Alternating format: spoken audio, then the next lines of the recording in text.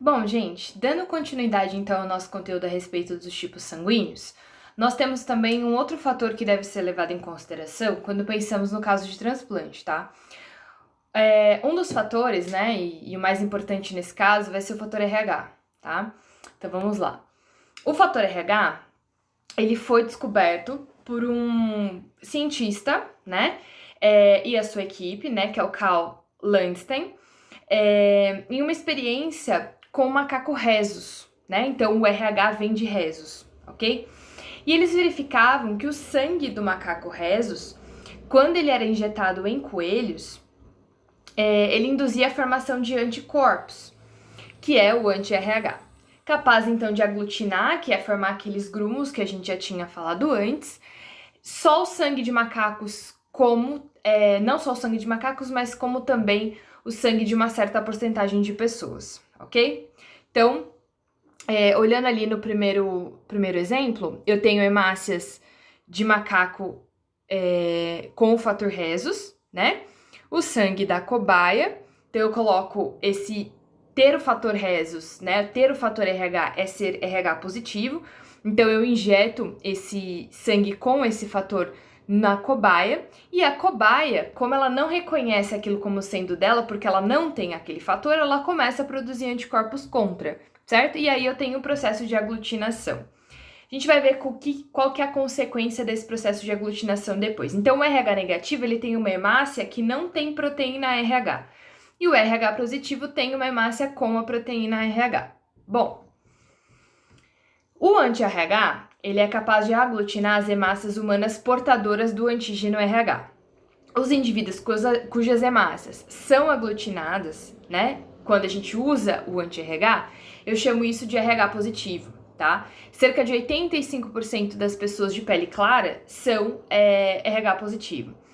Os chamados RH negativos são, então, os outros 15%. Então, é mais a probabilidade de você ser RH positivo é muito maior do que você ser RH negativo, ok?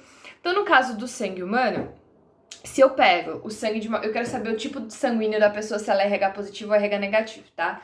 Então, se eu pego a hemácia da pessoa e coloco o antígeno RH e aglutina, ou seja, gera uma reação, essa pessoa é RH positiva, tudo bem? Se eu não tenho essa reação, essa pessoa é RH negativo, ok? O que acontece é que para o fator RH, eu tenho 3 tipos de genótipos, né? Lembra lá? Genótipo e fenótipo. Então, o fenótipo é o que a pessoa expressa, genótipo é o que está no material genético. Então, no caso do genótipo, a pessoa RH positivo, né? Ela pode ser errão, que a gente chama, né? Ou errinho. E a pessoa RH negativo, ela só pode ser, então, errinho, tudo bem? Então, errão ou errinho, RH positivo, errinho, RH negativo, ok? Então, eu tenho essas duas opções.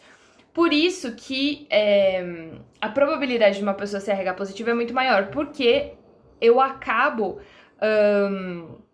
tendo mais indivíduos, né? Visto que o RH positivo é dominante, eu tenho mais indivíduos RH positivo, tá?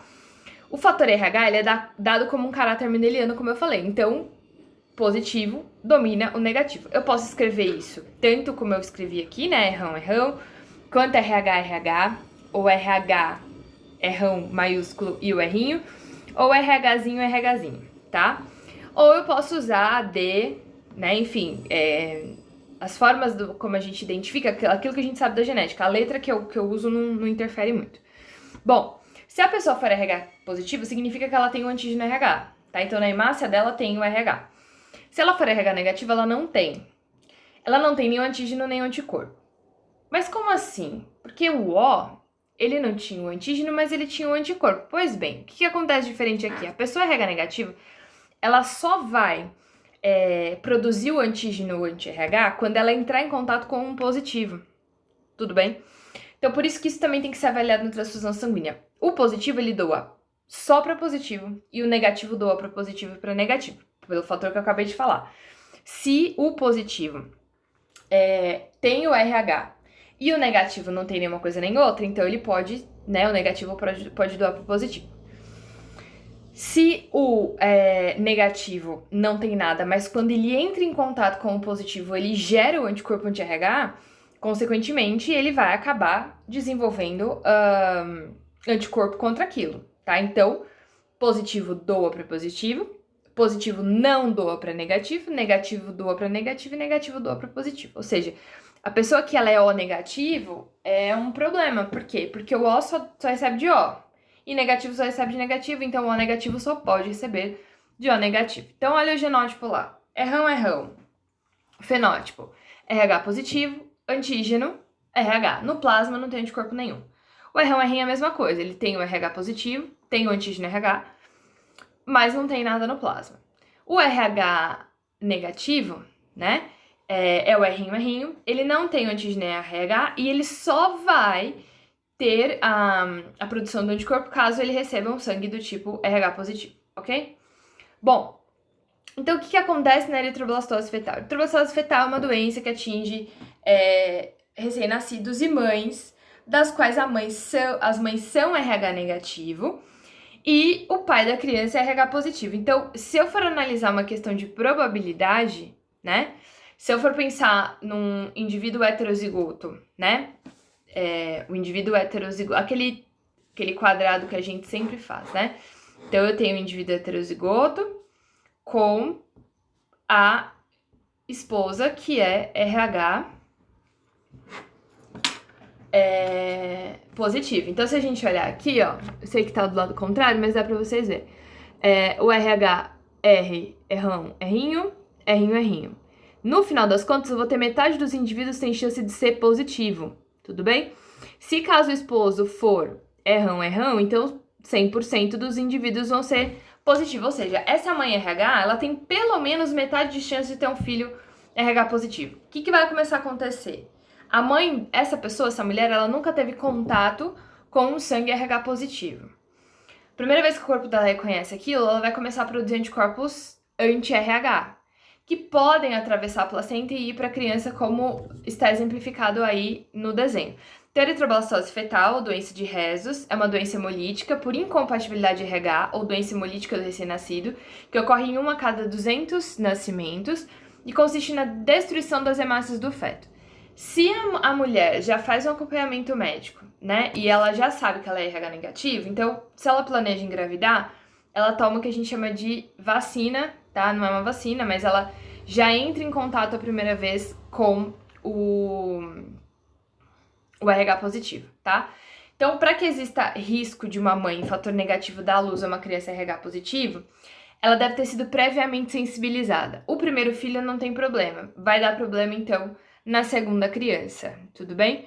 Então, por isso que a gente já chama de vacina, né? Mas é sensibilizar essa mãe anteriormente à gestação para bloquear a produção dela de anticorpos. Consequência para a criança, caso não tenha sido verificado isso anteriormente. Destruição das hemácias dela, a gente vai produzir muita bilirrubina, vai causar icterícia, né, nas primeiras 24 horas de vida. A presença de bilirrubina pode provocar lesões cerebrais, como a síndrome de Kernicterus, tá? Que pode levar a um quadro gravíssimo de surdez e retardo mental, ou deficiência intelectual, que é o nome que a gente vem usando ultimamente. Então, a icterícia pode ser resolvida com banhos de luz, e a profilaxia consiste, então, na administração da mãe do que a gente chama de gama-globulina, que é o anti-RH, tá? Logo após o nascimento do primeiro filho, para tentar segurar para o próximo. A gama-globulina impede a formação do anti-RH na próxima gestação que ela tiver um filho também RH positivo, principalmente se for do mesmo pai, a probabilidade vai ser igual à do primeiro, tá? Tratamento. Se o feto ele for diagnosticado com anemia, ele pode receber transfusão de sangue, caso seja necessário, e é possível que a transfusão ela continue, né, até que ele tenha amadurecido de forma suficiente, tudo bem? Bom,